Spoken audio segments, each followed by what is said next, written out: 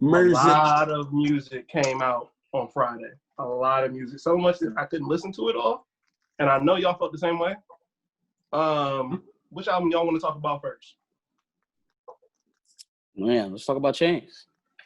The best one. Yo. Yes. Talk about Chainz. Easily. So Help Me God is easily the best album out of all the rest of them. Drop, yeah.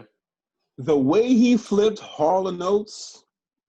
Bruh. You want my body, now you want my soul. I was in the crib, right, chilling, right? I had the album on, and I heard the joint. I was like, okay, I know I got Hall & Oates on the playlist, but this is just supposed to be 2 Chainz albums. So I'm going. I started singing. I knew what was going to happen. Wow. I started singing. Then that beat flipped. I can't go for that. I can't go for that. Dog, I don't know what's better. The Morgan Freeman shit with 21 on Snitches and Rats, or the Hall & Oates. Now that sample was Chainz fire. cover. Like that, it's man. right. It's right there. No, it's up there. It's up there. I love the Hall & Oates sample. Love Hall & Oates. Hall & Oates is legendary in my eyes. That Like a Pimp sample on Tony. Boy, what? Yeah, it came out of nowhere. It did. It hit me kind of crazy. Because I was listening to it. I was listening to Tony, and it was like, all right, he flowing. And then they cut in the Like a Pimp joint. I'm like, ooh. That's the second time he did that shit too. You just go. Because he did that shit with the he did that shit with the Jeezy song and the T.I. song, ASAP and what was I can't remember what the Jeezy song was. He did that on 2 albums ago. Okay. One thing, another thing. Shit. Rap shit. Yeah. I was gonna say the one thing that I liked about his album that has kind of been rubbing me the wrong way the last couple times I heard him do it is that he wasn't on here begging for a whole verse, unless I missed it. Nah, unless I missed it. Southside Hove? Southside Hove, but I didn't hear another him sample, mention it. Another flip. Mm-hmm. Like this kind of felt like Meek's Championships album, where it was like, oh, this has a bunch of samples that are classics, flipping. And I'm like, I always wonder what that would sound like as a flip. And Chainz got them all on one album, like Hall & Oates, Feeling It, the Like a Pimp sample. Like when I start producing, this is one of the reasons why. Man, heat, straight heat. I can't. Oh, I know what I want to say about this album. Maybe a hot take. Did Young Boy have the best feature on this album? He did not, because Chief Keef had the best feature on this album. Chief Keef's feature was fam. I don't even really fuck with Young Boy all like that, but that man, Young Boy's feature was fire. That's actually a lie too. I'm sorry. Brent Faiyaz had the best feature. No, yes. That's what it was. Anyway. I was trying to remember who it was. Mustangs. Okay. Yeah, all right. He had the best feature. Well, the best verse on a feature then, I guess. Because the hook on that joint was fire on the Kanye joint. It was a dope the album. Kanye joint. I didn't really understand where they was going with that. Like I didn't get it. The end of it was dope where they kind of bounced off of each other. Yeah, that was fire. I liked how it was like a mini Watch the Throne moment for me. You know what I mean? It was kind of cool. Still Rockefeller. That's a crazy watch. That's a crazy Watch the Throne, bro. I said mini Watch the Throne, like a fraction of it. But it was dope. It was dope. Yeah, no, it was dope. Oh, the other thing. Didn't we cancel Desi Banks? What's he doing on Hey, he popped up on the thing, didn't he? I thought that was it makes sense because I just feel like he kind of has the feel for the 2 Chainz shit, but like we didn't cancel Desi Banks, man. We didn't cancel Desi Banks, man. He just said he was on punishment. Stupid. He was on punishment. Yeah, he said something stupid. You don't get canceled for saying stuff that you don't know about. Don't say that shit again. Clear. So I guess the real question for the 2 Chainz album is, when do we get the deluxe edition? We got 16 tracks, right? The 16 tracks, we want to do 14. But is there a problem with a week or 2 weeks after the album drop with the 14 tracks that we add the deluxe album and add the 2 songs back on? I think that's hard. I think it'll be a conversation of, oh shit, this man has some more, but he couldn't fit it into the album. Thank y'all for taking on this ride with me. Yeah. You know what? Here go 2 more for y'all. Yeah. When do we get the 4 songs? Man, no, LeBron didn't A&R this joint. Ain't no deluxe. LeBron ain't A&R this. Ain't no deluxe. See, that's the problem, man. Niggas ain't consistent with hanging with the hip-hop historians, dog. Like, no, man. He didn't A&R this one. We're not getting no damn deluxe. We don't need one, man. What, this bitch was like 18 songs? 17, 18 songs? Yeah. That's a full album. And then that's a real album. We'll see. We'll see. Chainz was fire. What did y'all think about the Uzi and Future joint? Yeah. Pluto, Baby Pluto. It reminds me of Trap Watch the Throne. I don't like Baby Pluto. That's such a... Like, you a grown man calling yourself Baby Pluto? Yeah, I don't know what that's about. But my sentiment kind of matches what Joe Budden said about it. Like, who asked for this?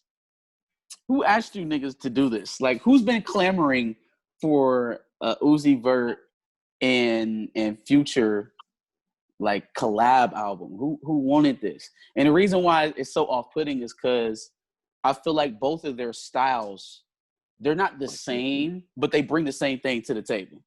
So like when you put both of them together, did it work? You like it? Worked in no, not in this album. It worked before when they made Too Much Sauce. But then that asks the question like, is it only good on one song and then we can move forward? Like, I don't know. A lot of songs enough for a full-length album. A lot of songs on this was Future featuring Lil Uzi. You can hear by the production in it. It was a lot of Future's peoples that did the production on it. Uzi really didn't have his hand in picking them beats. That's exactly what happened with the Drake collab. That was basically a Future album with Drake features. And I also feel like Uzi really hasn't rapped like Too Much Sauce Uzi since that time. Like even his project that he put out before this, it doesn't. It's not in that same vein at all. It doesn't feel the same. Like, man, I was sitting over here listening to my radio on Apple Music, whatever, and it's throwing me up suggestions. And so it came and threw Top in there from like way back. I was like, what, 2015, 2016? Yeah. And I'm like, man, yo, this is when I low-key fucked with Uzi, though. This is like when I could actually listen to him. Lil Uzi Vert versus the world type shit. Yeah, type shit. And it just hasn't felt like that in a long time. Yeah, no, I agree with that. He's just been I can't listen to two niggas mumble their way through 2.5 minutes of a track. I didn't listen to the whole thing. I figured maybe there'd be a couple bangers on there, but like I didn't get through, I think four songs maybe. And it sounded like the same thing over and over. I would see somebody like, I could see Uzi and maybe Roddy doing something. I could see that. But only because Roddy is so versatile.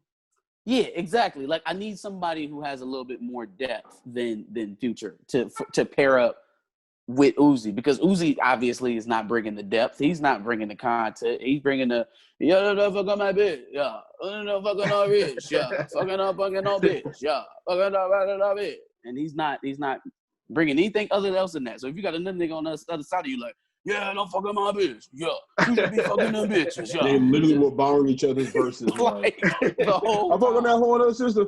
I fuck on that whole with her mother. Oh my God, bro. Oh shit. Did anybody listen to Kodak Black? I do not. So I listened to maybe a few tracks from that one too. From what I was hearing, that is better than the Lil Uzi Vert joint. The Lil Uzi Vert feature. It's not like the best album in the world. I mean, would you expect that from a Kodak Black album? Hell no. But I mean, it was decent from what I was hearing. Like, I'll probably listen to the rest of it. I didn't listen to the rest of the Future Lil Uzi Vert, but I'll probably listen to the rest of the Kodak. Like, it was that decent. I at least owe it to him to listen to the rest of it. And it don't seem like it's that long. It's like 30-something minutes or something like that. So, your boy Bill, might give it a listen. Shout out to a real Columbus artist, TrigNO. He dropped over the weekend as well. Yes, TrigNO's album was dope. You know, it kind of had the same vein as the the Savage Mode album, the 21 Savage Metro Boomin. Like they kind of try to make a horror movie type feel to it, but then like you know, 21 had a couple songs that were like more for a radio play kind of. It was kind of like that. So yeah, Trig did his thing. You know, he always gonna come with like the flow, the lyricism. Sean Starks did his thing with them beats. Like them beats were fire. Like from jump though, even the intro was fire. Yeah. Even the intro was hot. Yeah. That boy be in his bag. Yeah, he was not fucking around with them beats. I think they did their thing with, you know, a couple of interludes, giving the vibes. It's a dope album. Like, it's definitely worth checking out.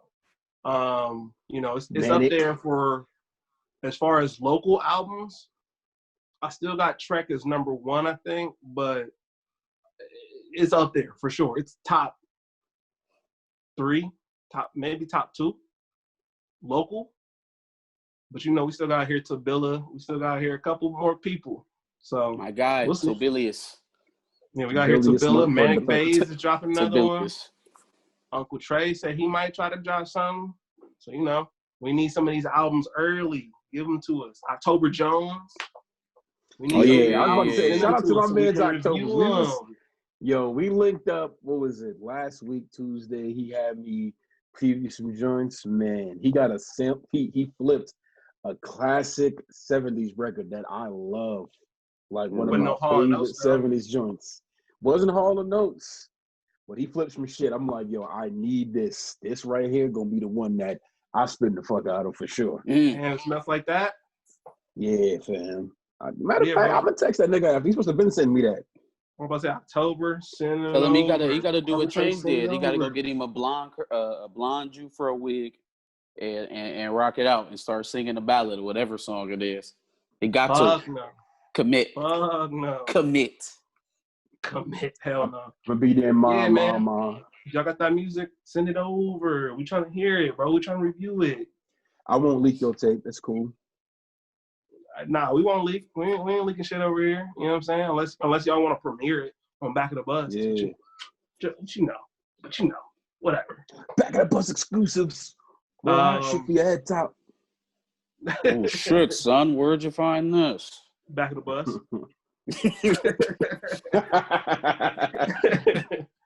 That was clever. Thanks for watching another Back of the Bus Squad episode. Make sure you like, comment, subscribe. Want to check out another episode related to this? Go ahead and click that video to the left. And if you want to catch up on some of our other episodes, make sure you click the playlist below.